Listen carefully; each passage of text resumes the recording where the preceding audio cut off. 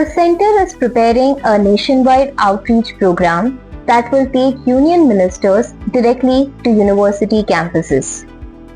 The proposed One Day, One University initiative is designed to connect with Gen Z, hear students' concerns, and explain government schemes aimed at young people. The plan was discussed at a Union Cabinet meeting chaired by Prime Minister Narendra Modi on August 19th. India has nearly 1,300 universities, giving the program a wide network for ministerial outreach.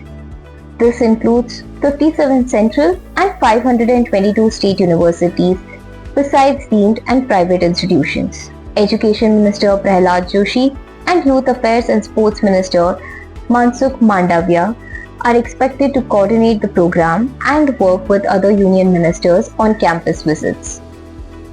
The proposed campaign comes against the backdrop of student unrest over the alleged NEET paper leak.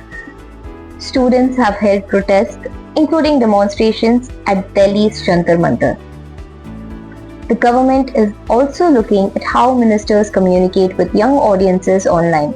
A review of social media performance reportedly placed Prime Minister Narendra Modi first in reach, with ministers being encouraged to increase their digital presence. The renewed outreach follows tensions after the July 20th police action against protesting students.